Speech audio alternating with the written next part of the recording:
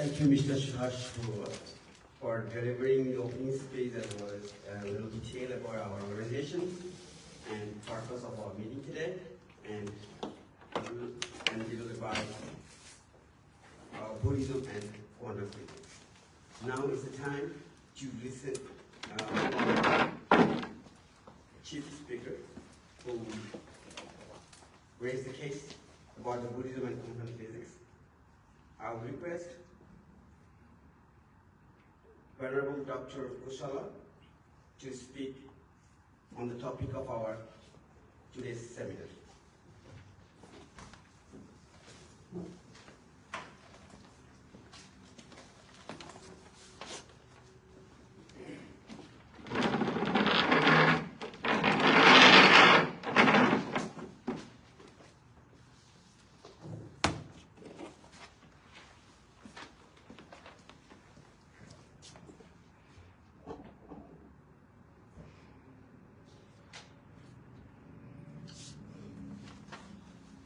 Good evening, everybody.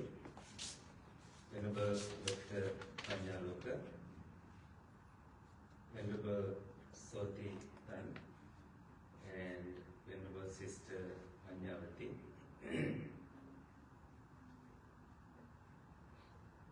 My name is Bhante Kusala, also known as Dharangala Kusala Jnana Thero.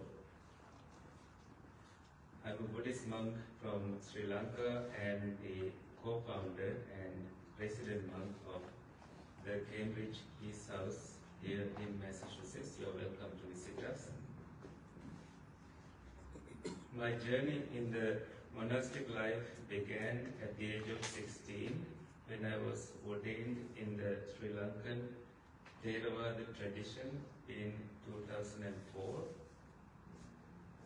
At that point in my life, I was briefly studying biology, chemistry, and physics, but I had to give up these to be ordained.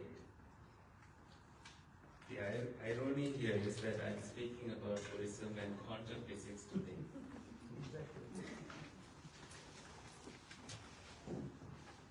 Academically, I have been privileged to pursue extensive studies, of course. I hold a PhD from the University of Sri Jayawardhanapura and an MDiv from Harvard Divinity School, MA from University of California, an MPhil from the University of Peradeniya. Additionally, I have also studied in Italy at the University of Trento. In none of these places I studied quantum physics. Beyond my academic pursuits, I have also served as an interfaith chaplain in hospitals here in the US, especially in Boston and Detroit area where I have lived before. And I like writing, I like poetry, I like translating, I like meditation. So if you ask questions about those things, maybe I will be very comfortable answering. Anyway, Mr. Suhash Barua invited me on behalf of the World Federation of the Bangladeshi Buddhists to speak on Buddhism and quantum physics. And as you hear me say, I have no much knowledge about this subject. That is the first thing I should say, and please bear with me as I progress. I just returned from St. Louis Dhammasukha Meditation Center where I taught a 10 days meditation retreat, and I felt better after that beautiful 10 days being there in the forest.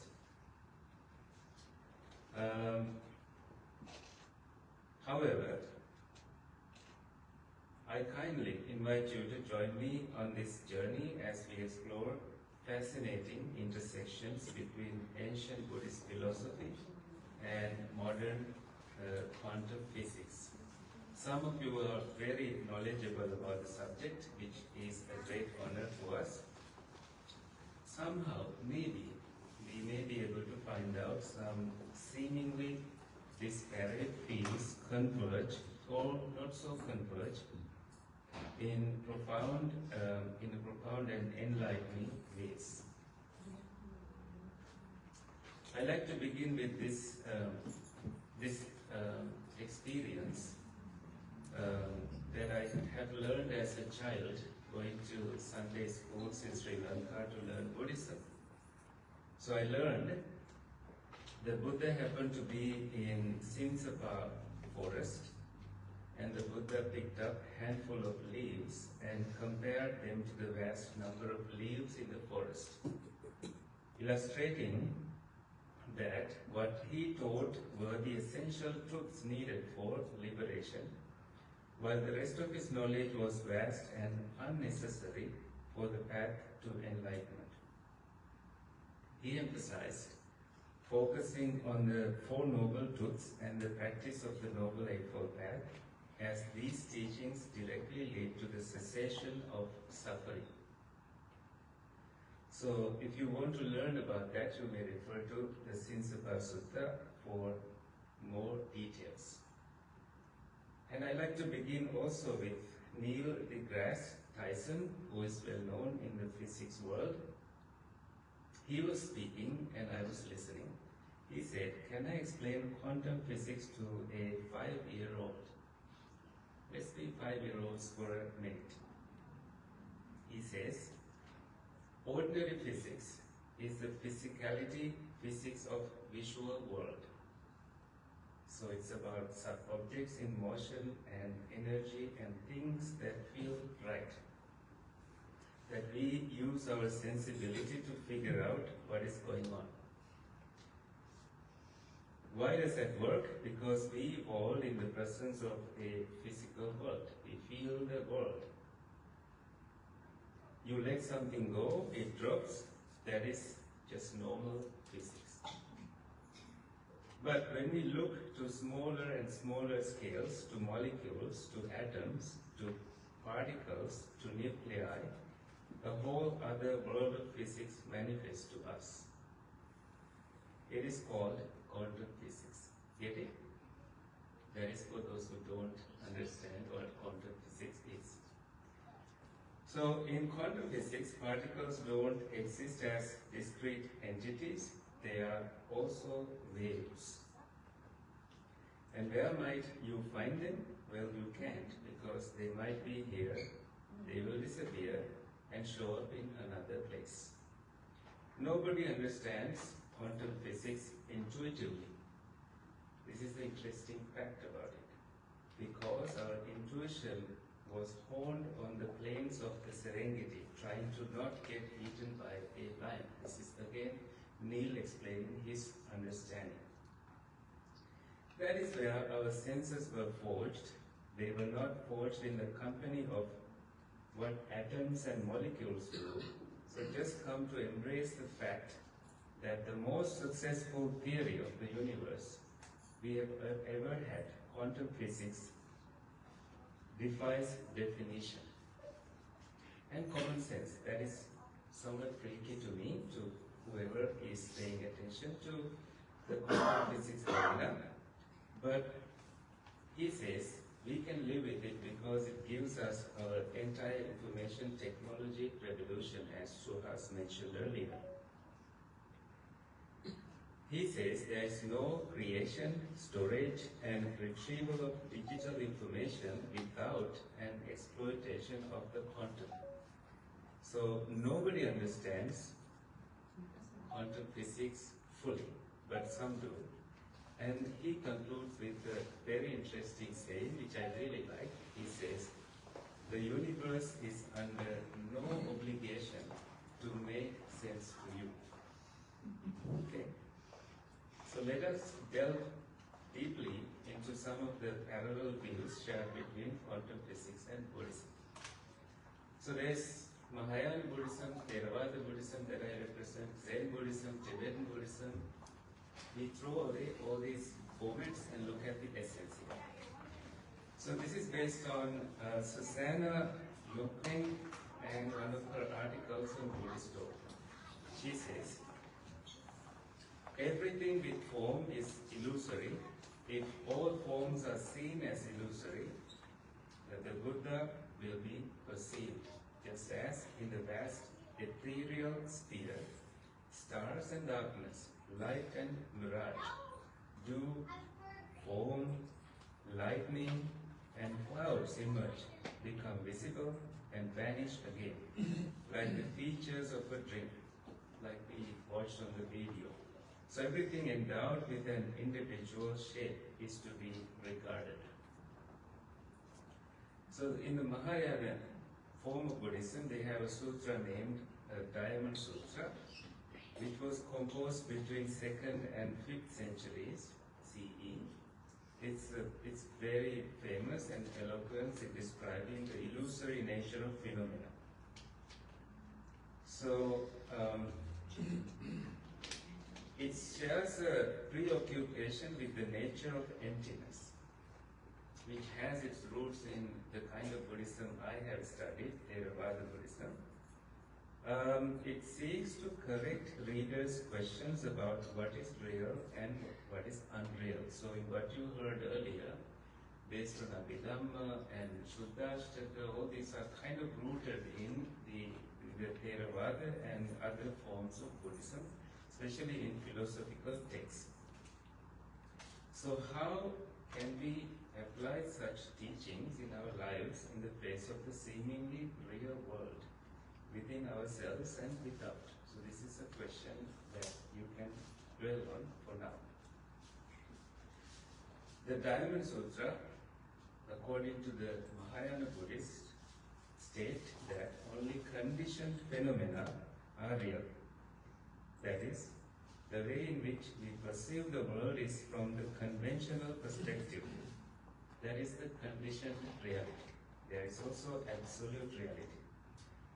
Therefore, unreal, the ultimate truth, which is called the Paramattha truth, it points out to the underlying fundamental aspects of reality, which is the unconditioned. So Nibbana is a concept which is referring to this unconditioned nature.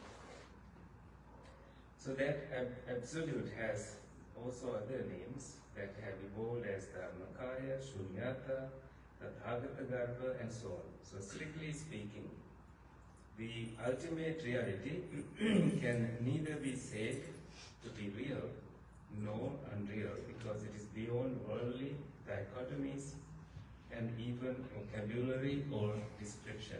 The Buddha even did not give too many words to describe Nibbana. He left it as is. So, since habitually and conditionally we take the world mistaken, we perceive it as perhaps a false imagination of the mind, ultimately we suffer. There is a gap between reality and our expectations. Because of that gap, we tend to suffer. Because we do tend to grab onto the illusory nature.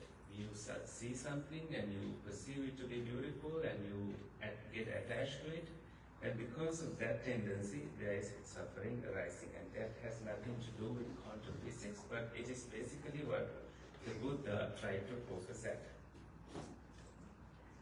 So, in the Buddha's teachings, you see ideas echoed on quantum physics into some deeper level of reality. Only if someone really tried to merge the two. So if you were to look at quantum fields, sometimes it is a temporary manifestations that has nothing to do with a human being. Okay? Some of them are about the gravity and planetary systems and so much more. So there are some striking equivalence to what is called the pure consciousness in Buddhism. As our mind or consciousness is part of the field or source, we co-create our reality.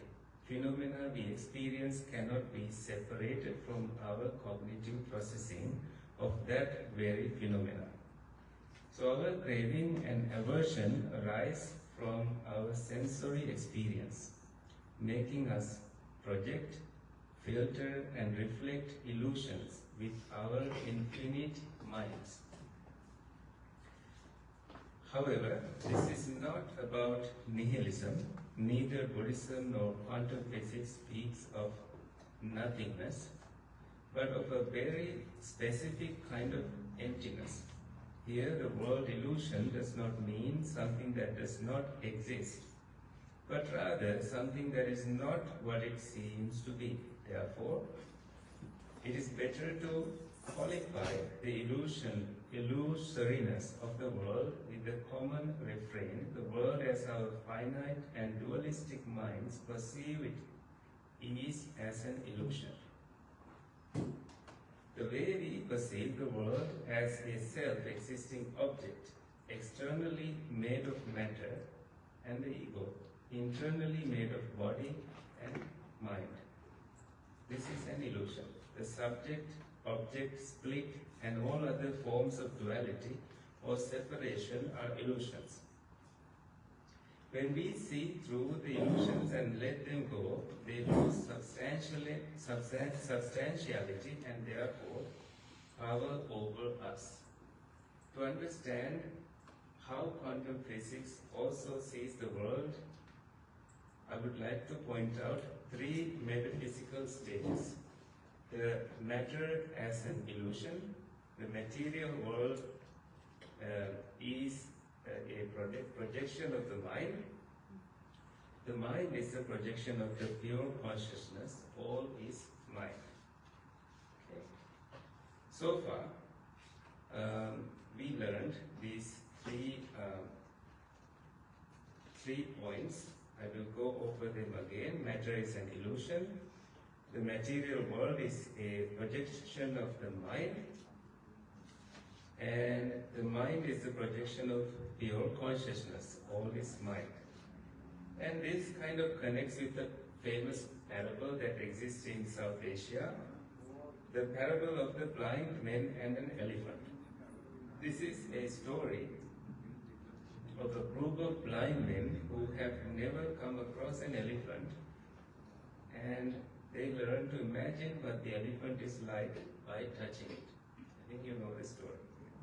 Each blind man feels a different part of the animal's body, but only one part, such as the side or the tusk. Then they describe the animal based on their limited experience, and their descriptions of the elephant are different from each other. Then they start fighting over it. The moral of the parable is that humans have a tendency to claim absolute truth based on their limited subjective experience, as they ignore other people's limited, equally subjective experiences which may be equally true. So other people can be true and we can be true as well. So let us explore composition of an atom. I'm just reading some of these things to prepare us maybe for a discussion. The fundamental building block of matter is the atom. Astonishingly, an atom is 99.9% is empty space. This means that all the solid objects around us, from the chair you are sitting on to the device, many devices you are using, are mostly made of empty space. So when people joke about having an empty head, they aren't entirely wrong. The reason matter feels solid is due to the constant repulsion between atoms, much like magnets of the same polarity. Thus, what holds our matter together is the fluctuating energy around the atoms. So Albert Einstein once said, matter can therefore be regarded as being constituted by the regions of space in which the field is extremely intense. He further stated, there is no place in this new kind of physics for both field and matter, for the field is the only reality. If the quantum field is where all matter arises and returns to, and matter itself is composed predominantly of empty space. Then, as the Buddhist idea of emptiness suggests, reality itself arises in some way and returns to the sheer emptiness, or it just takes a different shape. This concept of emptiness is also related to the Buddhist philosophy of mind and reality. According to Buddhism, the mind is the center of reality, creating the reality as we perceive, much like how our mind creates dreams or alcohol influences hallucinations. Max Planck, one of the fathers of quantum physics, echoed this philosophy, proclaiming the mind is the matrix of all matter. The Buddhist view on mind and reality is open to interpretation. But there is a striking parallel between this philosophy and quantum physics. I know this name came up before, but I'm going to bring that up again. Werner Heisenberg, a pioneer of quantum mechanics, said, "What we observe as nature is not nature itself, but nature exposed to our method of questioning. In other words, our reality is defined by our lens of observation. For example, through our questioning, we have realized that certain things are harmful to us, while other things might perceive them differently due to their own observational lens. This conclusion was demonstrated in the double-slit experiment, designed to test the speed of light. Heisenberg observed that particles behaved like waves when not observed, but when observed, they took on well-defined locations, acting as solid matter. This behavior mirrors the Buddhist explanation of mind and reality, where perception defines reality again. We can explore the parallel between Buddhism's philosophy of oneness and the phenomenon in quantum physics. In Buddhism, oneness is the idea that everything in the universe is interconnected, and the notion of being separate from the matter around us is an illusion. This is reflected in quantum entanglement, a phenomenon where particles remain interconnected so that the state of one particle instantaneously influences the state of another, regardless of distance. Before the Big Bang, when the entire universe was compressed into a singularity smaller than an atom, particles could have undergone quantum entanglement, connecting all matter and energy into one single system. This aligns with the Buddhist belief that everything in the universe is interconnected. This brings our attention to the core teaching of dependent co-origination. Remember, I say co-origination, or together arising here. It's not single thing leading to another, it's many things leading to another. The concept of dependent origination, so it's paticca samuppada, it's not paticca uppada. We need to pay attention to that sang part, okay? Dependent origination, paticca samuppada, that's the Sanskrit word, is a core Buddhist doctrine that asserts that everything arises in dependence upon multiple causes and conditions.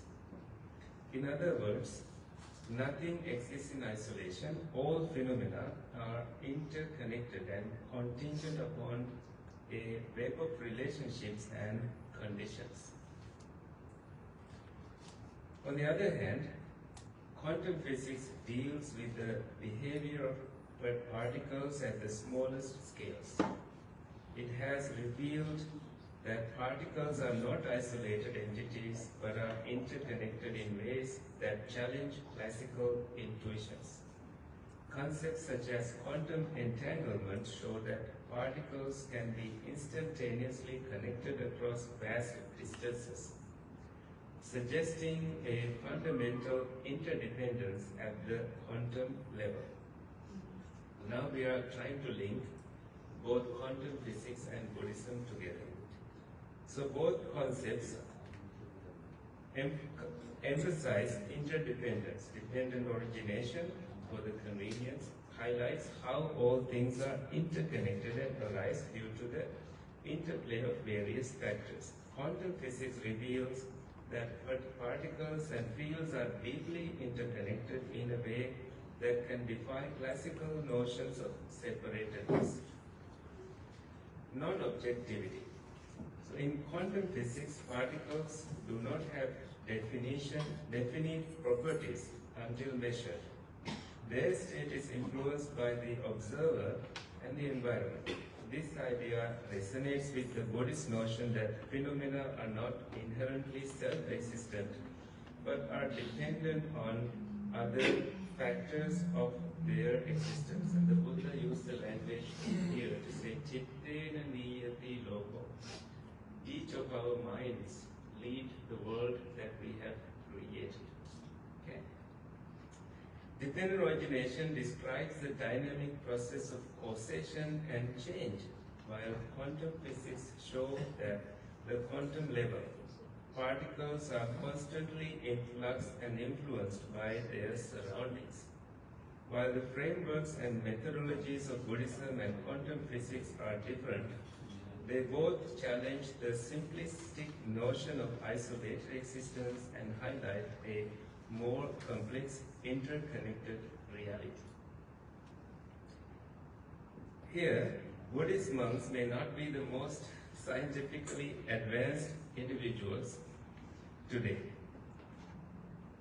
It appears that the revolutionary ways we view the universe now were already known to those enlightened individuals who have studied these concepts of millennia.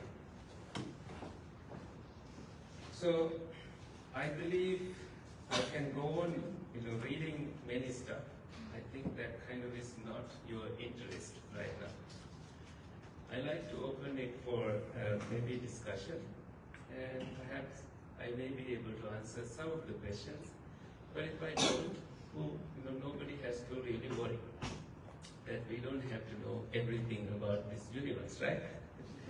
So I understand that we don't have a strong AC here, it's really hot, and I feel it is terrible to keep you too long seated in a chair, basically listening to me reading.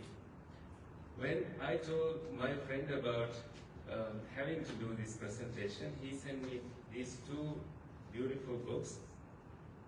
Carlo Robelli Hegland, he is an Italian professor living in France. He wrote The Strange and Beautiful Story of Quantum Physics. If you really are looking for learning quantum physics, I would really suggest you maybe looking for this book. And then there's another book, this is also him. Reality is not what it seems. Basically summarizes what we were trying to describe. I heard Abhidhamma was mentioned. It kind of is a philosophy. Abhi means really profound, Dhamma means teachings. Not everybody studies that. It kind of is a later development in the Buddhist literature. It is there, and some monks have interest in it. I have tried to study it, but I quickly learned that it is not for me. So I kind of closed the book and left it for other monks to study. I know some people do have an interest in it, and I really respect their interest. That said, the Buddha is said to have spoken that kind of teaching in heaven, not for not for us humans directly. He happened to, or maybe intentionally visited his mother in heaven. That's the story. And that he taught those teachings, and then he came down to the human world and then revealed what he taught to Venerable Ananda, and that became kind of recorded literature in the Buddhist metaphysics. So it has been studied by Sri Lankan professors like Y. Karunadasa and some other professors. And I have as a student tried to take courses in Abhidhamma. I think it kind of dropped at the end of taking that course. Because personally, I found that disciplining the mind itself taught me enough. Disciplining the mind includes overcoming kind of five snakes. These are called five hindrances. When you see a snake, you are not going to step on it. You are trying to avoid the snake. So in the same way, when you observe strong attachment, a strong sensual desire, for example, you would not step on it. You would just simply come to safety. And when you see aversion, in the same way, you would not want to dwell on it so much, owing to the understanding and wisdom that you have about anger. Anger is like, drinking poison and wanting somebody else to die. This does not happen. I think this is common understanding in all faith traditions. So when these snakes are cleansed from your mind, you can basically handle every frustrating situation with some kind of alternative reality, which I would say is holding it with loving kindness. Whether it involves your own mind or whether it involves your experience or whether it involves a noisy neighbor, hold it with loving kindness. Who is going to experience the benefit of it? You. If you were to suffer with it, who's going to experience that suffering and that you get physically sick? It is also going to be you. So this is what the Buddha focused on.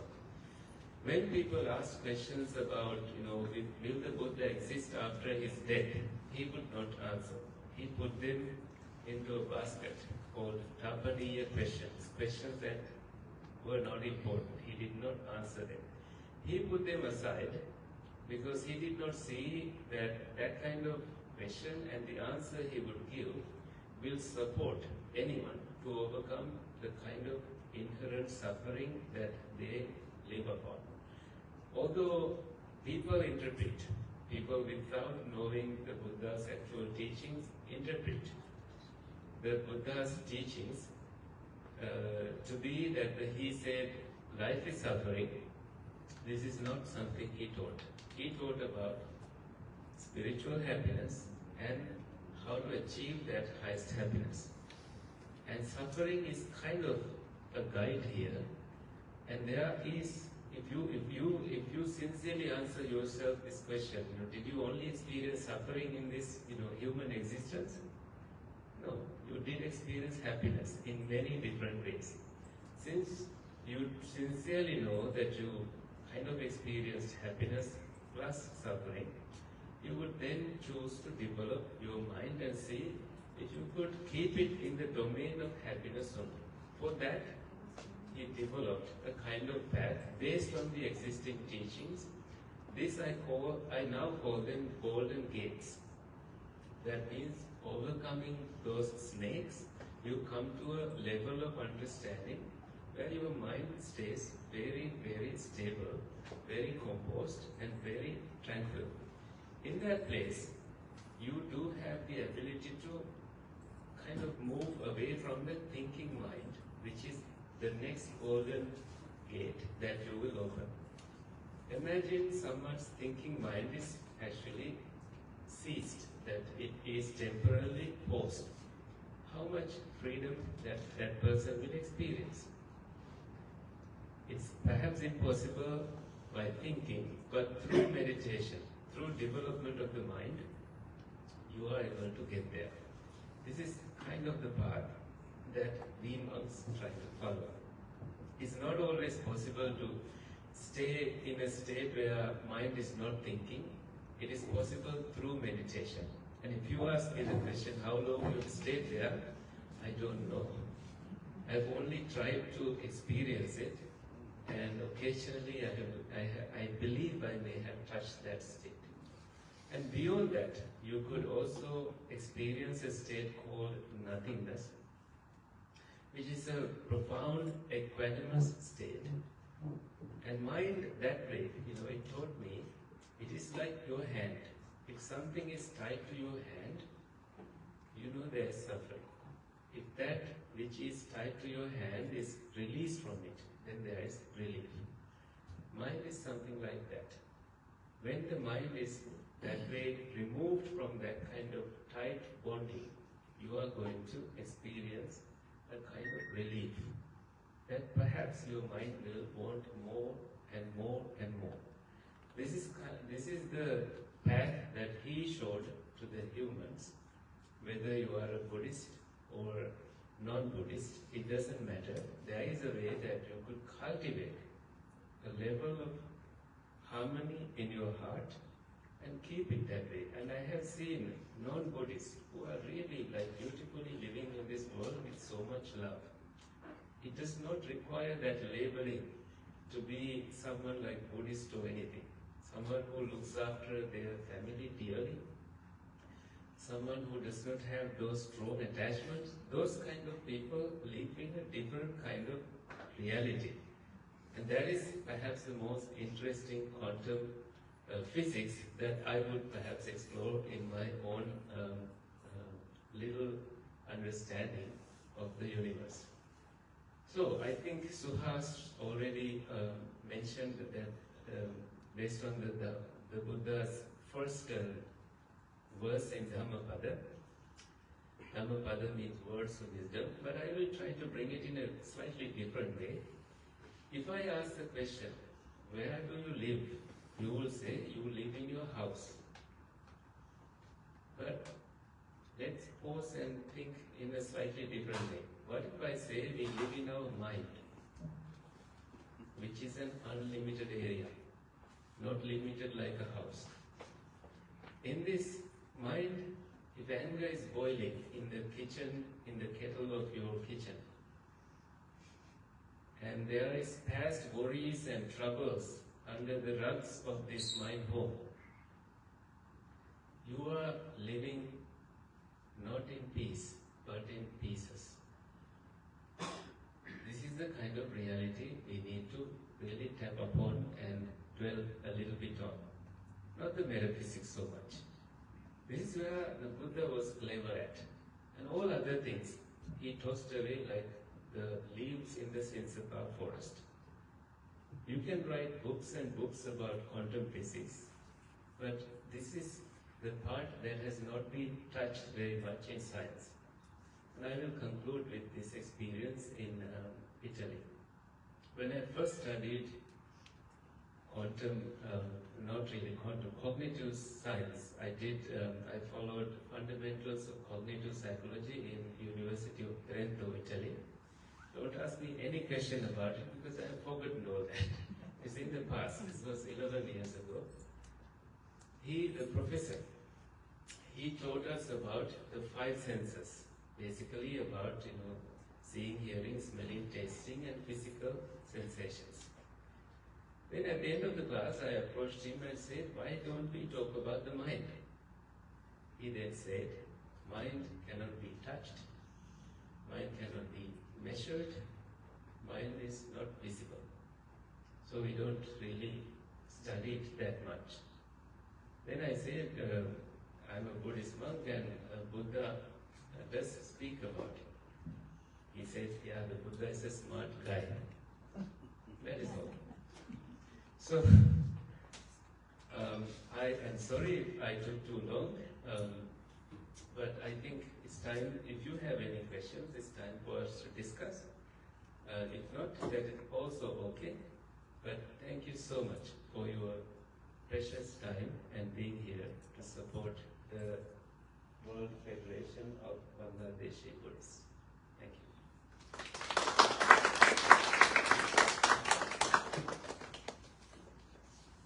Anything at all? I have a question. How is the concept of God is treated in Buddhism?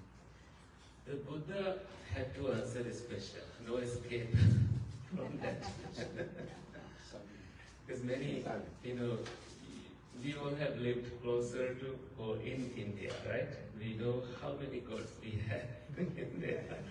Vishnu, and if you go to Sri Lanka, I didn't even realize that the thinking that I was practicing Buddhism, I have kind of practiced also partially some Hindu, practices of, Ganesha, and if you make a gift to Ganesha, you are going to be knowledgeable. That's the kind of culture that Sri Lanka also has. So one way to answer this question is that he denied the concept of a certain class of people using the creator God concept to say that they are superior and others are inferior. That they received the Devanagari or the supreme divine letters and others are not supposed to be learning it. I think being a royal person from his upbringing, he was able to challenge that idea. I met a friend from, I don't support this caste system, but I would say that the caste, Dalit background. He said something so fascinating. He said if the Buddha was born from his caste, nobody will be listening to him. And this made sense to me. Not coming from India, I would not understand what he actually meant, because in Sri Lanka we don't have it as strongly as what they have it in India, and this is being recorded. I may have to be careful traveling to India. It's true. About the creator God, that is the notion he challenged. He said, just because somebody says it, don't believe it. I think Suhas touched upon it. Like if somebody says it, just don't believe it. Take it into reasoning, reason it out, and then understand. So the whole concept of, instead of a creator God concept, he had the pantheon of divinity. That there can be a superior leader, and there is also his followings, and based on individual merits, this is called karma, they can touch upon those levels, which takes huge amount of fuel to journey in the cycle of birth and death, earning merits so that you qualify to be born in such a state. But the Buddha's teachings, I do not see supporting any concept of a creator.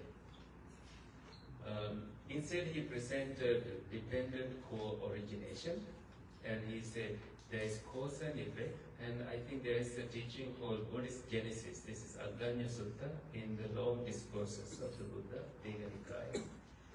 He there mentioned how the social system evolved and how people decided to appoint a leader, and what happened with the world, the universe contracts up at the end of, I don't know, uncountable number of eons, and how it evolved again. So this has taken uncountable number of eons, and I do not know how he tapped upon such things to even teach this stuff. And he even mentioned that there are these thousands world systems out there. I don't know how he touched upon them. I have not developed my mind to say this. But he did mention Sahasri, Chulanika, Lokadhatu, Dvisahasri, Trisahasri, Lokadhatu. So he was, basically saying, he was being like the Hubble telescope or anything that they have developed now, 2,500 years after his presence in the world, that there are these nebulas, galaxies and all. So he has mentioned these briefly, but he did not pay attention to them, because this can get us mad. If you were to understand the whole concept of beings or the world systems by thinking, you only get mad, he said. So monks were discouraged from pursuing that kind of thinking. But right now, we are at a place, there are different sciences. It's not only one science. Science has evolved, and they are able to give us a language for us to discuss these things. But at the time, I don't think that kind of language existed. Right now, we study science, and anyone can get a PhD in science, in different sciences, and get a double PhD. That way we develop a kind of language. There's also science communication they do, so that common people, those of us who have never studied it, can also try to understand what is happening. I am a fan of, actually, this is discouraged by the Buddha, but I like to know what is on Mars, what is on Titan, what is on these places. But we only know so much because our human capacity is so limited. So let's try to ask this question continuously until we find a solid answer. But that is basically what I sense based on the Buddha's teachings. Yeah. You briefly touched upon consciousness. So, what is really consciousness? I mean, what comes to my mind is what is proverbially called a black cat in a black room. The black cat is real, the black room is also real, but can you really see a black cat in a black room? That's a kind of allegory that comes to my mind. So, what do you in your mind you say this whose consciousness is all about? So there is a discourse called Honey Bowl Sutta. This is Madhupindika Sutta.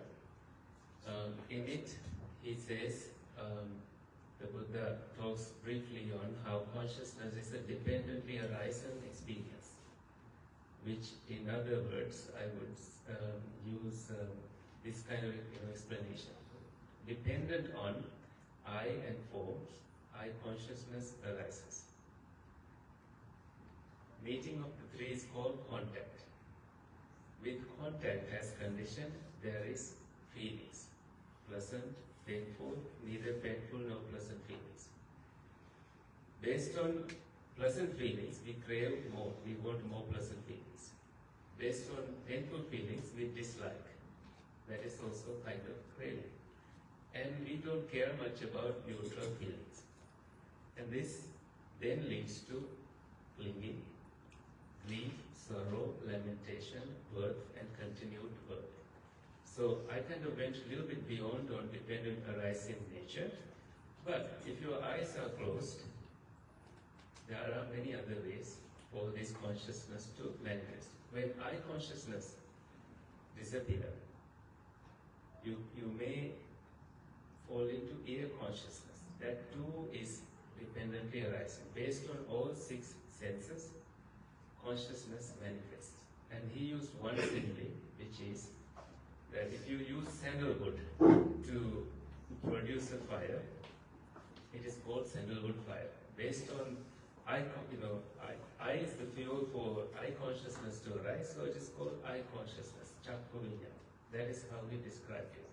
Although it is dependently arising, when such conditions are not there, such as through meditation or by closing your senses, eye closed, your eye consciousness will not be manifested.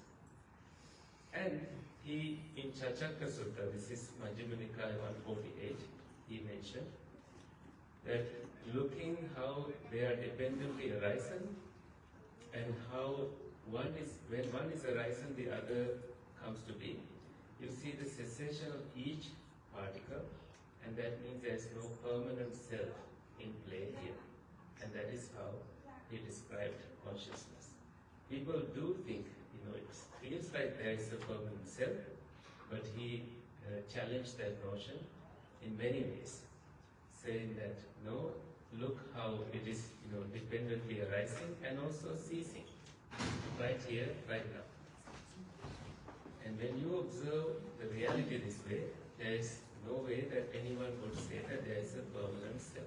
Then some monks challenged the Buddha and say, I take it that, because this is the Indian society, this monk named Sati, he said, this is in Malukya Buddha Sutta, he said, he believes that it is the same consciousness that travels from one birth to another.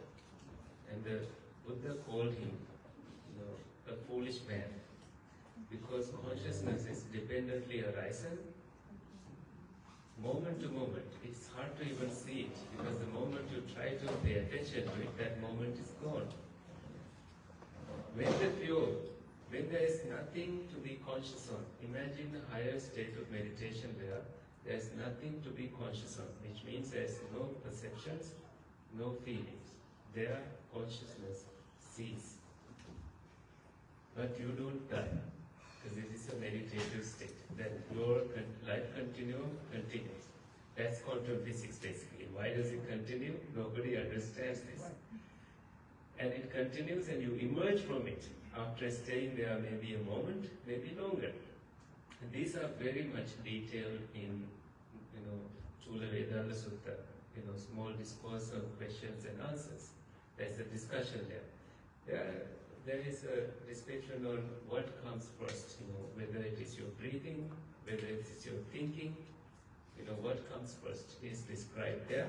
And then you analyze, oh, this is the cessation that you experienced. But while in there, there's no way you can analyze it because it's a very profound state, devoid of the thinking mind. That is also how we can describe consciousness. And it's that basically, if you remember that simile, that whatever fire you used is the, if you use cow dung to make a fire, then it will be called a cow dung fire. So consciousness that way is dependently arisen. And also, the moment it is arisen, it also vanishes for new consciousnesses to arise. Moment after moment.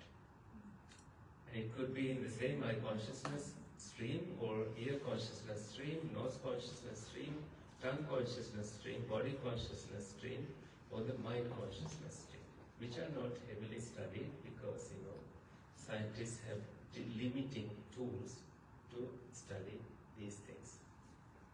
And they won't get paid if they were to study these things. Yeah. No. My question could be a foolish one. No foolish question. Okay. The thing is, quantum mechanics. Why do you think it's valid? It's real? And then, why Buddhism needs to connect, or explain Buddhism in terms of quantum mechanics or quantum physics? Why do you need it? This is really very sincere question, and I do also see no point in using quantum physics in any way to describe anything in Buddhism. Because if the Buddha had any interest, he would have done it. Sorry so much. We understand your intentions, but it was not his, he did not, if he needed to get a degree on physics, he would have, but he gave up those things. This is kind of contributes to too much knowledge into certain interesting and fascinating areas, but you see it's still evolving. The field is unendingly evolving, and it does marvelous things. Now we can bring a cell phone with us everywhere, which has the technology of quantum physics, but it did not exist at the time of the Buddha. What existed then was the experience of Nibbana, which now we don't have, but we have quantum physics. But your first question was, it slipped my mind. Why it's real? Oh. It's developing, it's progressing. This could be just fad for maybe 10 years or 20 years, and then we'll get new thing, new fad. So science is progressing. So if you get stuck with this quantum physics, say in 50 years, what will Buddhists say? They will change to the new thing? Absolutely. I mean, this question, you're not the only person who asked this question. His Holiness the Dalai Lama was asked this question, and he said he's willing to get true reasoning. If anything comes up that is even better than what the Buddha has taught him, he would definitely let go of Buddhism. We don't have to have that label, and I think it will be supported by the Buddha too, that you monks did the right thing. He will say that. At the same time, he said the teaching he revealed is timeless, and it is just basic reality, how we perceive the world, and each of us perceive the world differently, and you have no idea what I deal with in my own mental world. I have no idea what you deal with in your mental world. So we all perceive, like the cat, in a very different way how the world evolves. And that, I would say, perhaps is hardly challenged. But then in one point you say, mind is real. The mind is a product of... Did I say that? Oh, yeah. Maybe this reading did say that. You say something like that, the mind is real. He said mind is the also a forerunner. product of a material. It's actually byproduct. It comes from material. It doesn't exist, you know. All on its own. material is a product of the mind. Yeah, well then you're becoming, then you're idealist, you know. That could be, The yeah. materialist says other way now. That's the materialistic view, and I have no objection for their thinking, and they can perhaps they have their own theories to support that. But what the Buddha said is, let me quote him straight, from his own language. Mano pubbang dhamma dhamma. So dhamma here is the experience. Experience is, mind is the forerunner in everything that we experience. Mano siddha, mind is the greatest. Mano maya, mind made are the experiences. This is how he approached this. Never said, materiality is the forerunner. He never said that. Yeah. Sorry, one more question. We often read about a concept called nirvana, not the band nirvana. What does it really mean to achieve nirvana in Buddhism? This is a great question. I will try to perhaps say it in a way that we all understand. In our hearts, each one of us, according to Buddhist metaphysics, again, we are born in a sensual realm where we experience, we like forms that we see, we dislike certain forms that we see. And this has no end. Until we die, this liking and disliking, we like, dislike, this conundrum seems to add so much stress into our experience. And when there is a gap between reality and experience, the truth, actually the gap between reality and imagined, whatever, then we suffer. I mentioned this briefly earlier. Nibbana is then the complete Sati Buddha, cooling down of your mind and continued living until you die, and after that not seeking a continued rebirth, because that desire has been quenched in your heart. Put this into a broader cycle of samsara, where it doesn't end here and it will continue unless you take action now. But the Nibbana, the definition of the literal definition of it is that Nibbana, no fire. Fire here is the greed, hatred, and delusion. And you may find, Holy Quran teaching these things. You may find other scripture teaching this. And you do know the benefit of not having lust, hatred, and delusion in your mind so much. But lust, of course, sometimes we are lustful, sometimes we are not. Delusion part is the most challenging. So he put ignorance as, not knowing as the first link of the most challenging thing to break in this knowing aspect of the truth. So when we finally know the truth that lust, hatred, and delusion are mind-made, then we let go. But it's only an act done through understanding. Other people will say, I'm going to give up everything and become a monk, but that is a statement of frustration. It's not going to happen that way. Some people, husband can say, I'm going to give up everything and go to become a priest. That's a frustration statement. But when you are truly reasoning out, there your mind will really collide with that understanding and will want to be that, which is a very pure state of mind. But you exist, you continue to exist in the human form and not after. Because human lifespan is over 100 or so years. Sorry.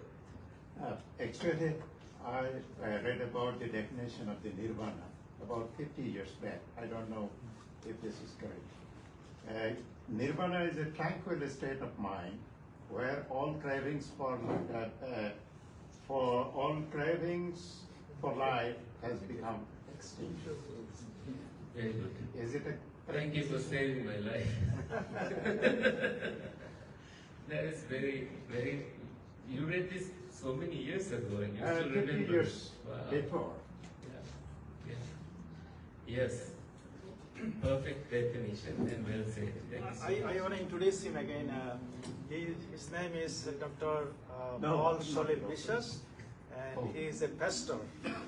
So he's the only person from Christian community here. Oh, very nice. Very nice. Thank you for being here. Yeah. No, I'm not actually not a Christian. Probably he spoke about me. So I have a question. Buddhism teaches that the reason for sufferings, the main reason of sufferings is desire. So I may have a good desire. Yeah. So why will suffer? Good desire is good. And Good as God has good as God has desire. Not the idea, probably No, trying. I am saying that Yes. desire will be different, language will be different. Absolutely. But he desires us, to love him and Yeah. to have relationship with him. But I may have a good desire. But That's very true. he said every suffering, the main reason is desire. So how we can fulfill the desire? Krishna. They say that The Buddha. Calm is meditation Krishna. only? Right. Krishna, a theory of position. Yes, again, so let me try to bring a little story. So this man he's a pastor, he went hiking and he actually slipped with his, he was with his dog in a remote area and he was alone. He happened to slip and this huge boulder trapped himself there and he could not escape. But he had great faith with the divine, with the God. And he kept writing his spirit because his backpack was still with him. Although he died, his mind was in such a beautiful state. And this kind of desire is not bad desire. Not all desire is bad. Say someone has desire for meditation, which is not a bad desire. It's encouraged. Someone has desire to attain nirvana. This is not a bad desire, which is encouraged. And which of course tells us that here we don't suffer because that kind of desire takes you on the path toward eliminating that suffering. This is the kind of meter that you can use. Is this desire beneficial to me? Is this desire beneficial to others? If so, it's a good desire. So it means you are telling about the bad desire. Yes, absolutely. In hospitals, right? I have met patients who are not Buddhists, and I have seen how beautifully the Christian notion of divinity come and help them, that they are forgiven and that they can set their mind in such a pure state, which is encouraged in the Buddha's teachings. At least in the last moment, this is another Pindikavada Sutta. Try to focus on something that is divine-like. In the bare minimum, if you had no time to do the work to attain Nirvana, set your mind in the highest form of divinity that you possibly can, if you are able to. This is something I have discussed with patients. This, I believe, has helped them, because my role there is not to teach anything Buddhist, just to meet them where they are, not to bring anything Buddhist to them. So, yes, it kind of beautifully exists that way and is supportive toward, the issue here is that when they touch upon a divine state, they may stay there like forever. And the Buddha says, come out of that too and attain nirvana. See the unendingness of that cycle as well and be free. That's something he taught. So more hands are up here. Yours maybe? Yeah. Can I ask a question about non-quantum physics? Because Yeah. I'm not a physicist. Of course, me too. Me neither. Sorry. So we found that here I want to talk about physics. So my question is slightly different. Since you seem to be a pastor also, what is your view on or how do you justify killing of animals, or like in Hinduism they worship the cow as a God, but yeah, I hear that from Suhas that you have also Buddhists who eat cow meat. So how Little do you correction here, Hindus don't worship cows. Well, for Indians too. Some Indians, not all. I'm from India. But that is, you should be generalized. Okay, practically what you see in real life, that's what we're talking about. Okay. Well, maybe from the Buddhist point of view, any killing is prohibited. Yeah. But taking food is not prohibited. Buddha's own cousin, Devadatta, he was a vegetarian, like Hitler was a vegetarian too. And this cousin made a request that monks must be vegetarian. But the Buddha declined that request because monks do depend on what is given to them. If on that day and 10 days after you only receive whatever locals prepare, and that happens to be fish, meat or something, and that you are not the person who killed it, and you have now no doubt that this animal was killed for you, and that you have not seen that, then you are allowed to have it. Not, his attention was not what you put into the mouth, nor what comes out of the mouth, the language, the verbal abuse and any of that. That he said, purify your mind and eliminate it. But there were mass killings those days. So that teaching is very close, very similar to the teaching of Jesus. So Jesus said, you heard in the Old Testament there was the don't commit murder. The Islamic Sharia also the same goes to the Mosaic law. So Mosaic law said don't commit murder. But Jesus said even before committing murder, before taking that action, you commit already murder. When you show your anger to somebody and say, I will kill you. So you already committed murder. So it's hard. Yes. Jesus emphasized on heart and the Yes. mind also, what you say. But I have a question related to this question. When you say that Buddhism forbids all killing and all those things, but if mosquito will bite you, then how will you do? You don't No kill killing. mosquito? No killing still. So Sri Lanka Mosquito is biting you. You got to just, people are used to this. Those who have the practice of, especially monks, their practice is to just let the mosquito go. So Anopheles mosquito, as soon as it, Yeah. land on you, It's painful. It's you painful. will have malaria charm. Right. It's painful, and I remember being in Myanmar and I had to get the mosquito. No, I worked among the tribal people group in the southeastern part of Bangladesh, which is called Bandarban, and I had a lot of interfaith dialogue with my Buddhist friends and Buddhist monks. So they're very good friends of ours. We had many interfaith dialogue. So I used to ask them this question. And the Bandarban area in Chittagong Hill Tracts is a malaria zone. And the Anopheles moths, the mosquitoes are available there every time. So, and he said that, okay, I try to tell them, okay, don't bite me, or just go away. But sometimes, I may kill them. It happens. It's a spontaneous action of your psychophysical body. Then you got to forgive yourself and just move on. You have But to- with the conscious effort to actually include them also in your loving kindness. You can't say, may all beings except mosquitoes be well and happy. So you've got to really pay that conscious attention and try to also use alternative actions. I'm sure they exist for a reason in the universe, in the world. We don't know why they exist. Of course, they spread diseases and they have caused many troubles in South Asia. But monks have a specific kind of way the ropes are made, and that makes it mosquito repellent. Because they use the essence of the tree and dye the colors of the rope, especially when they are living in the forest.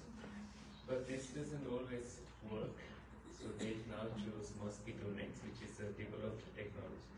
So they choose areas where there are no mosquitoes, and they shut the door before a certain hour, so mosquitoes don't enter. Yeah, it's precaution always. So would you kill a pathogenic amoeba that causes, dysentery or bad things? This raises a question of our intention. If your intention is to perhaps save other humans, then we have no say about that kind of thing. But Jain said much more. Sorry. Jain I want to said, ask you something. Why you don't kill? Why you cannot kill? I have something my grandma says. I will tell you. Mm-hmm. So why you cannot kill? Killing. The mosquito or bug. Alright, so the whole concept of Buddhism revolves around taking all animals as your previous relative in a previous life. So what you are killing could be your father, could be your mother, could be your sibling from a previous life. It's that concept that the Buddha has introduced to prevent anybody from killing anything. So, other But than that, my grandmother says you cannot give her life back. absolutely. You don't take the life. Right. So she didn't Right. let her kill the ant or any bug or anything. Take a broom and just kill Yes, them. yes. That's true. And thank you for bringing that up. Absolutely. You can give the life back, of course you can take it, but it's like stealing somebody's life. And the way that works is that if you catch a fish, for example, and there is family waiting for that fish to come home. It's like your family waiting for you to come home. And you are now being killed, and there's no information of you. Humans have a way to find things. It's occasionally detailed. But in the case of fish and other beings, there's no way to know what happened to their mother, what happened to their father. So therefore also the killing is discouraged in Buddhism. Killing is discouraged in Buddhism, but in Jainism, Jainism is an extreme religion. extreme. Yeah, but Buddhism is not. Yeah. And can Buddhism be called a revolt against Brahmanical sacrifices and other things in the later Vedic ages? Absolutely, it can be said. Yeah, because two concepts came out during that time. One is Atma, Yeah. the soul. Mhm. Another is your karma. Yes. These two are the principal, what should I say, the tenets of Buddhism. Yeah. That's true and is based on the Indian dialogue at the time and what they taught and how the Buddha took it seriously to challenge such notions and Yeah. to show the He world challenged that, it. yeah, And the extension of the Upanishadic philosophy. that is true too, that in Upanishadic philosophy they taught certain levels, higher levels of meditation, and the Buddha happily adapted it. He had no problem bringing that forward. I heard one thing about when Ananda asked Buddha,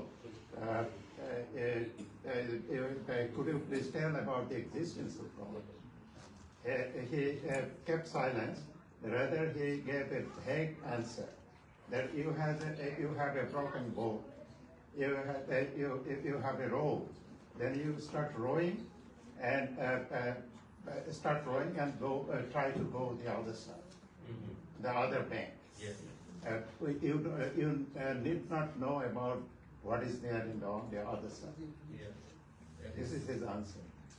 Right, he vaguely, he kind of dismissed in a certain way as it kind of is about speculations. And perhaps Ananda did not have the ability to even comprehend what the Buddha could have taught. And this reminded me of the Nirvana question.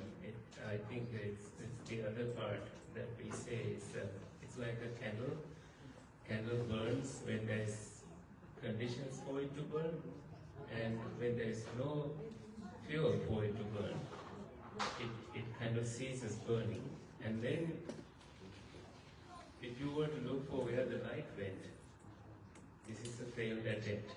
It kind of existed when conditions were present, and now you no longer can trace where the light went. It's like someone who attained Nirvana, you are not able to find where they went.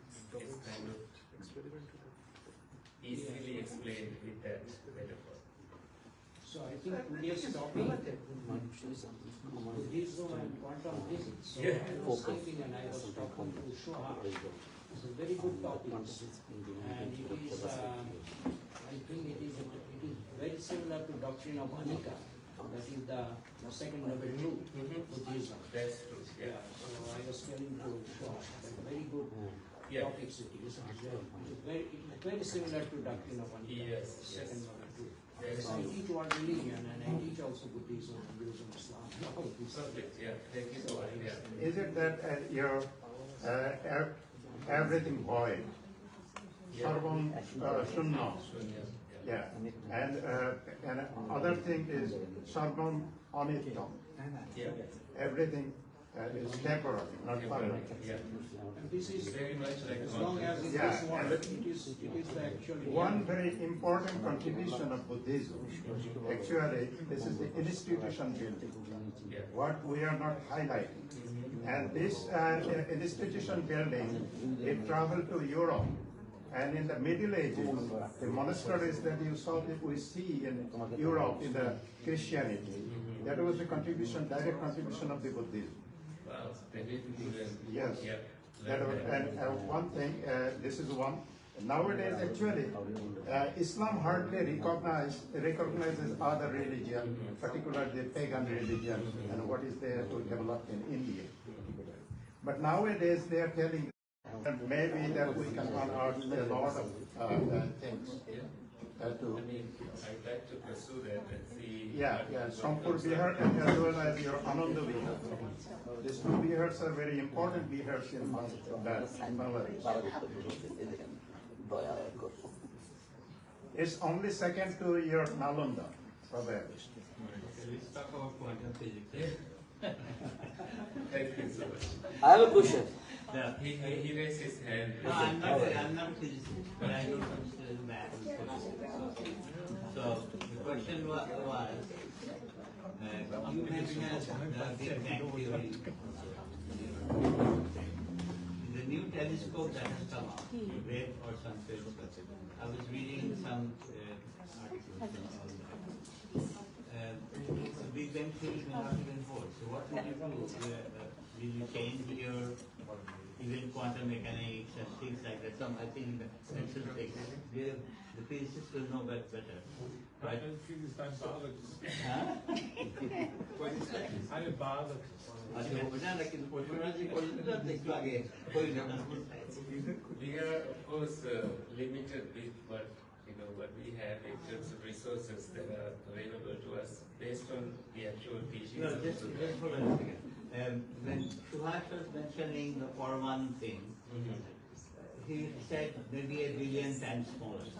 So what is he talking about? He is talking about the atom, electron, or the particles. Physics has particles, physics or species is like that. So that those numbers I know from mathematics.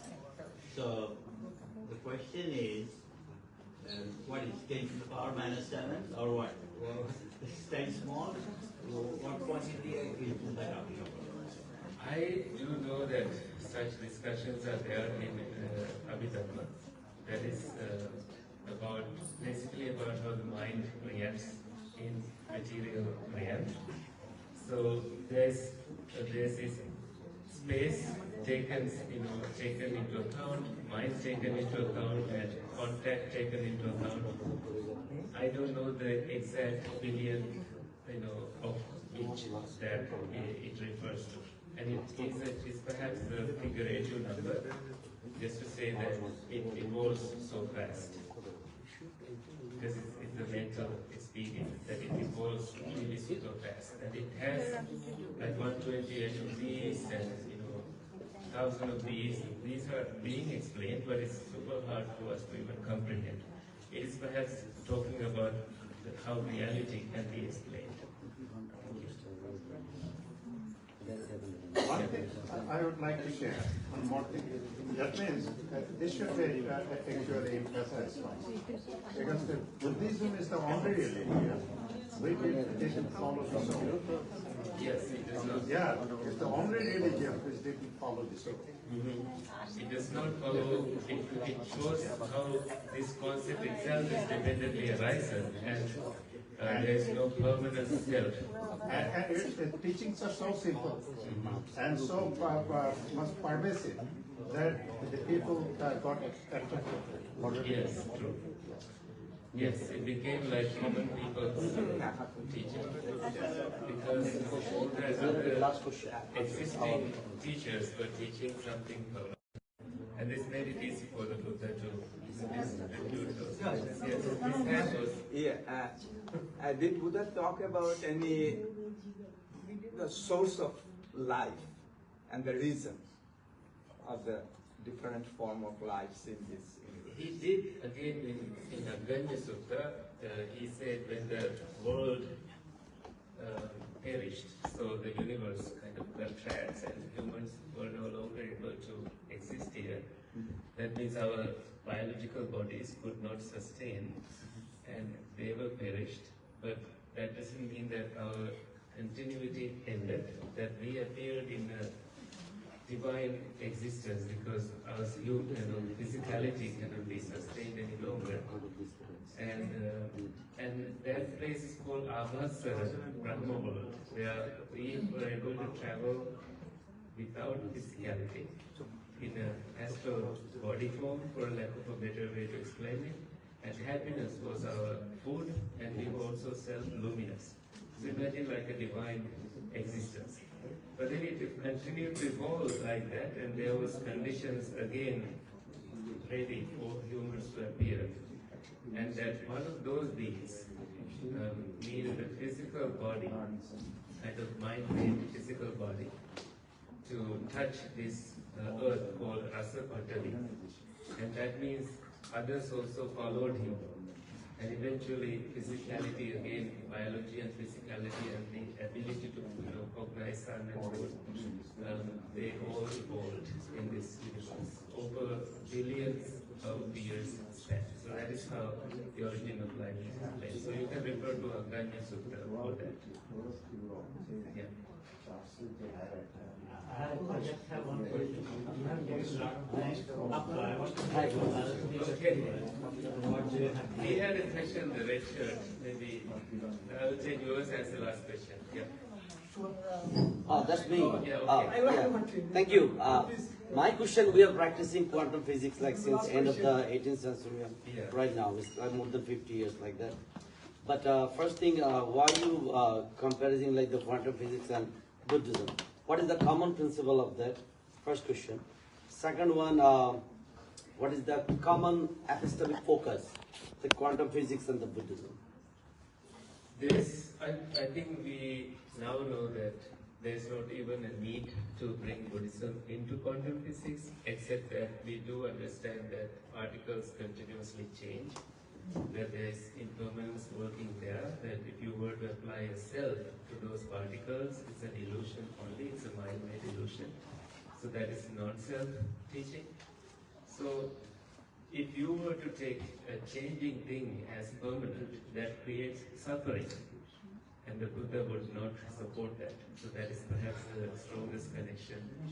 So the three characteristics of Buddhism perfectly match how quantum particles function. The supporting question is, if we think like that, when Buddha was not born, before Buddha, whatever we are saying, this is quantum physics, like common principle, a common thing. So before Buddha, whatever the galaxy, like the created, that time, same thing was happened like that. Whatever we saying like the quantum physics. So how do you explain that? He used the word loka to describe these phenomena. But also when monks who had psychic abilities, who were able to tap those levels of visiting other realms, Buddha did not encourage that. But if quantum language, quantum physics existed at the time, he would have used that language and spoken, with the then knowledge. He used the language of the people at the time, so that's what he did. Thank you. You're welcome. Thank you very much. All right. Thank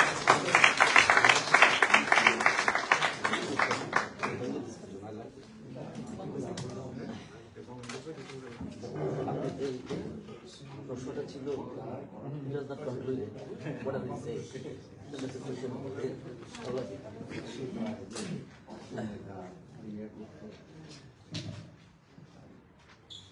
Sincerely thanks to Venerable Dr.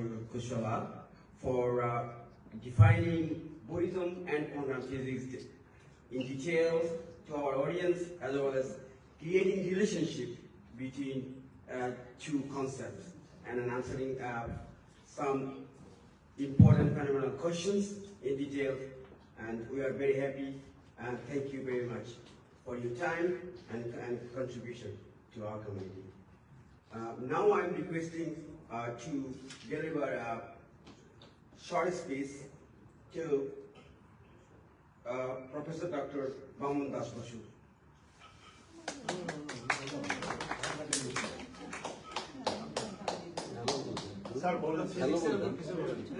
Hello,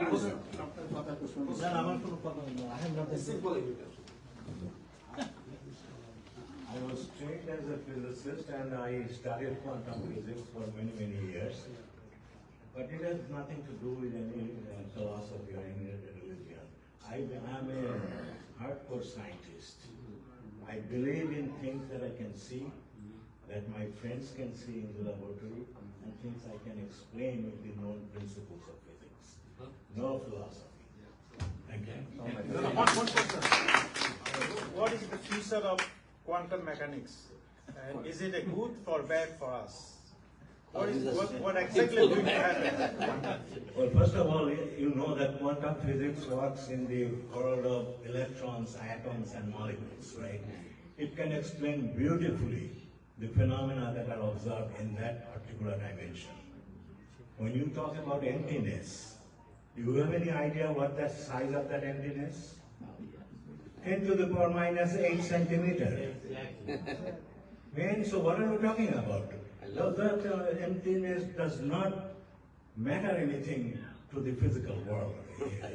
Quantum mechanics has been very successful, will be more successful. We are now going into the age of quantum computers and stuff like that. So the future of science cannot be predicted. It is an advancing field of knowledge. Tomorrow we do not know what will happen to quantum physics or any other branch of physics. So it is progressing and it will keep progressing. Yes. And it will bring more benefits to mankind. I love the answer. Thank you. Good point. Yes.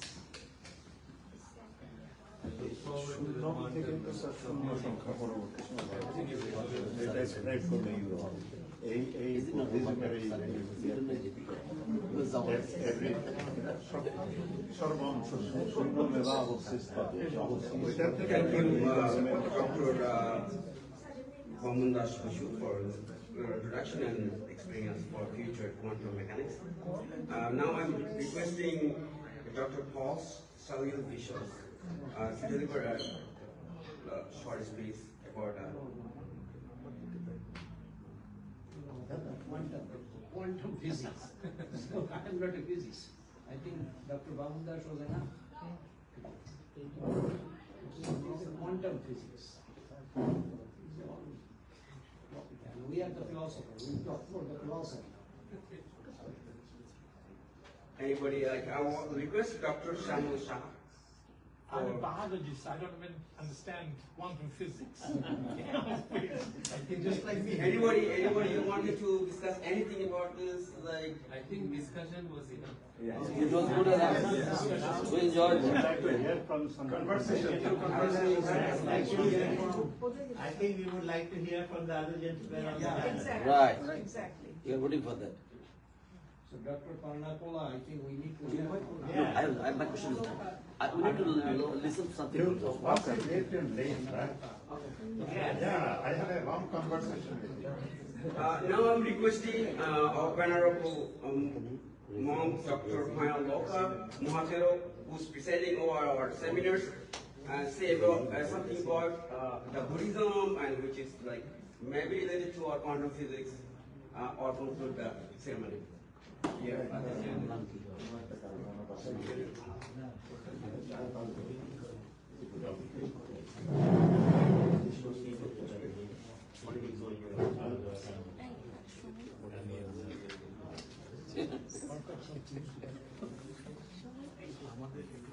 Actually, I'm not in position to give a long talk. Physically, I'm not very well. That is also one thing. So anyway, today we had a very wonderful, meaningful seminar, gathering together, discussing so many important things, and the Venerable Dr. Kusala, he has given an excellent speech about the topics. And so thank you for everything undertaken. The questions and answered perfectly. And I was listening to your questions and his answers very carefully. It was wonderful, very meaningful, and very successful. And dear Venerable accompanied with me Sochi from Cambodia. He is a very educated too, and he studied in Thailand, and we call Burma, Reverend Sister Panyawati. They are actually relatives, and Venerable is a nephew of her. But anyway, I'm so happy to be here, and thank you for giving me the positions as a chairperson to lead this seminar. And that is a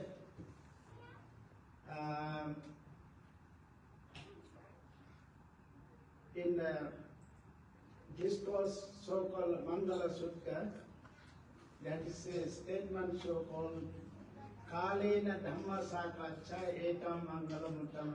This is what I take a notice during this, especially when Venerable Dr. Kusala gave a speech, and many of you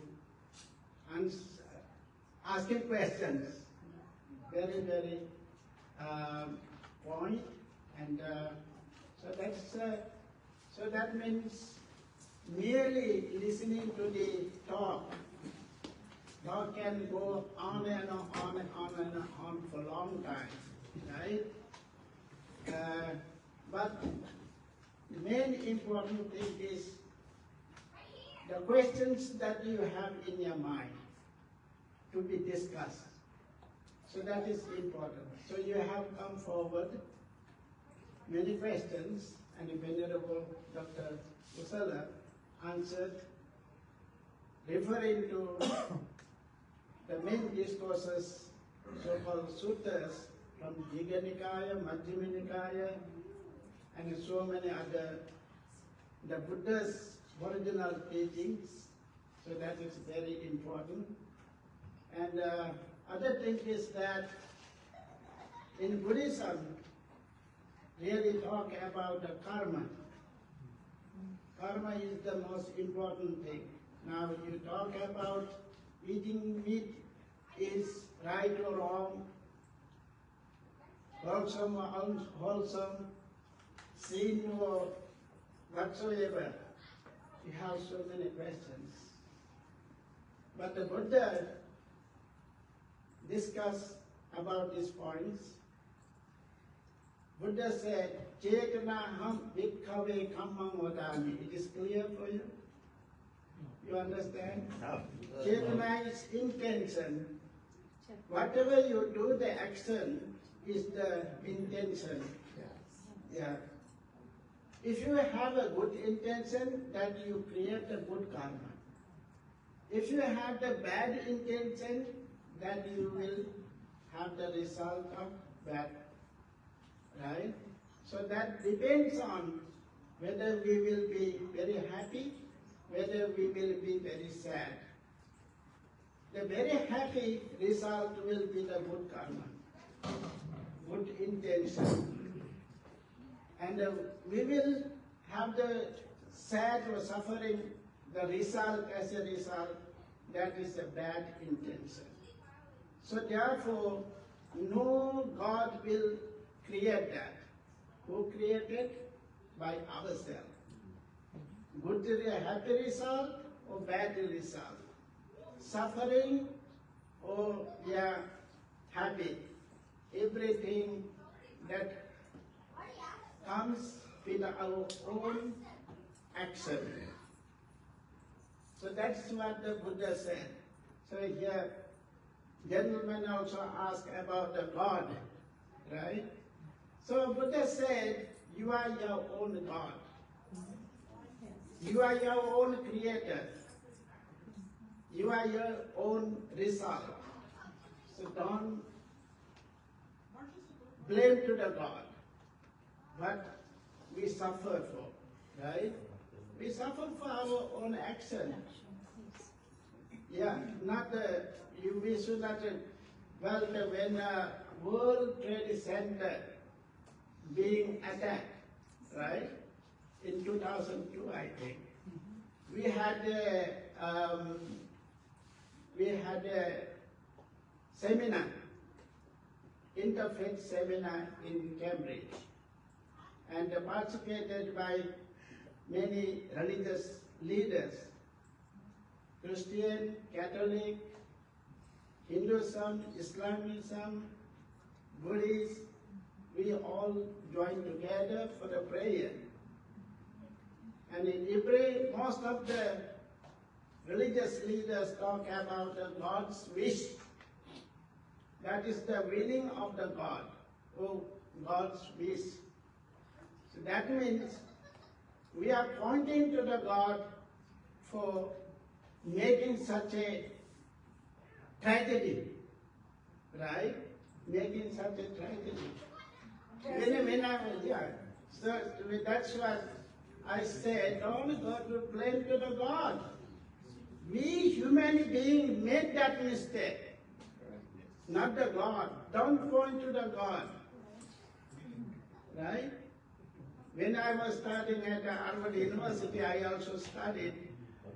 I have taken some courses, and we were given a chance to ask the question because we have the professors every Friday to give a talk. And we were, as students, given chance to ask the questions. So he was talking about the Christianity or Bible or so many things. So I was wondering in his speech, I say he was referring to the God and so on. I said, at the time of attacking, the plane that they have a hijack, right? They asked the passengers, all the passengers, to call the name of the Allah, the God, right?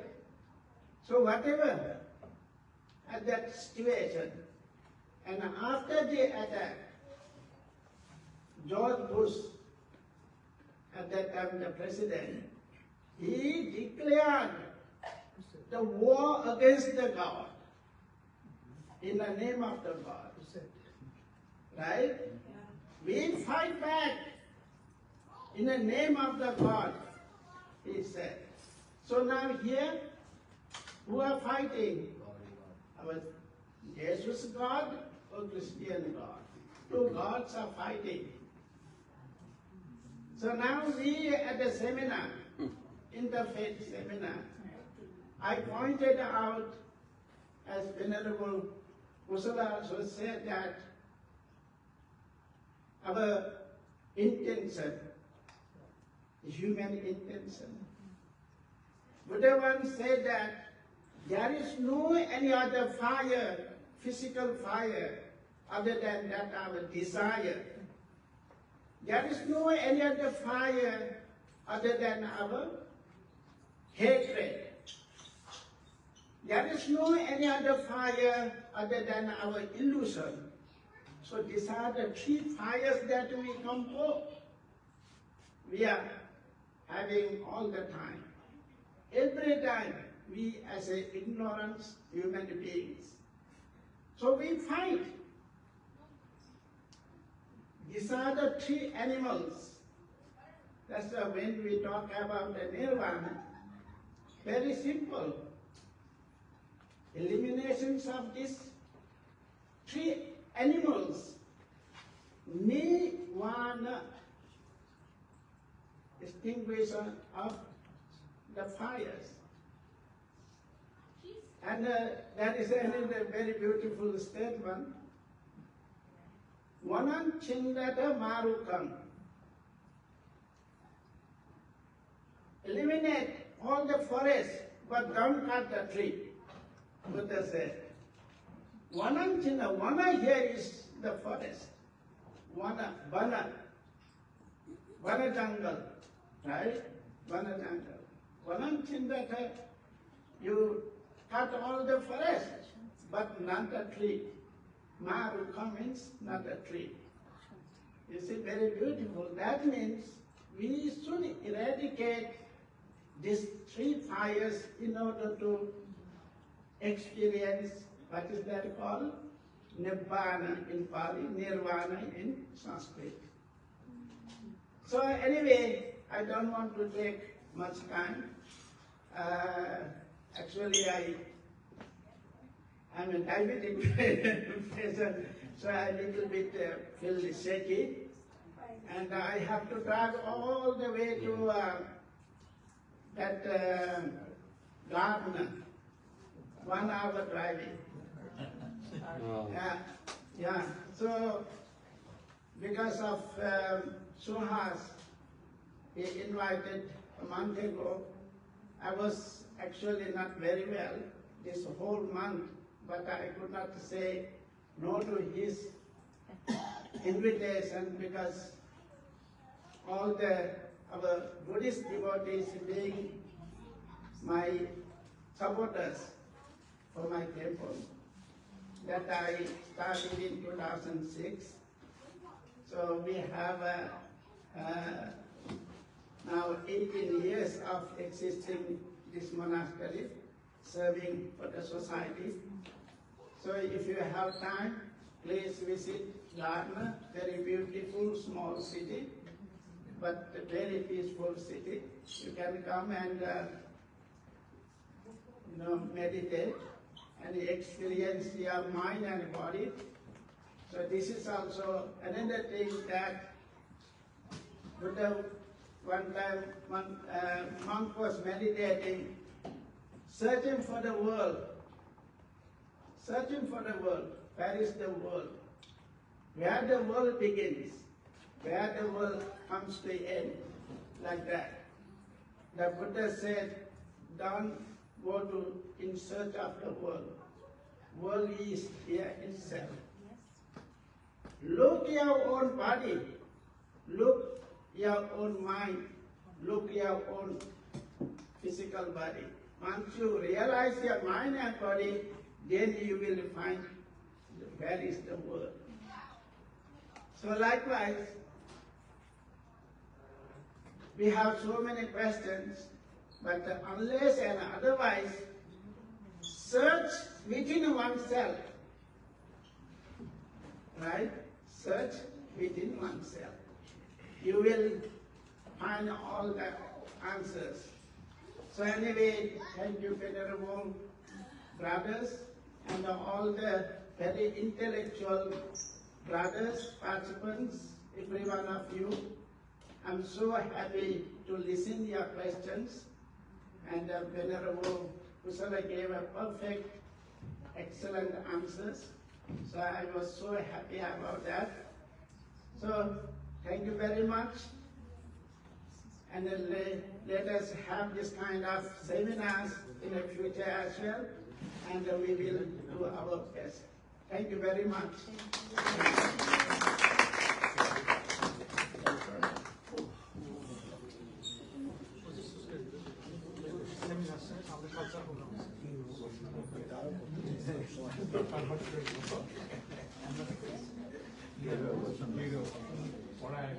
Sincerely, thanks to our Venerable Dr. Pranaloka for nice speech and concluding the seminars. Now, the first part of our today's events is complete, and I'd like to thank to all monks and speakers and our audience and the.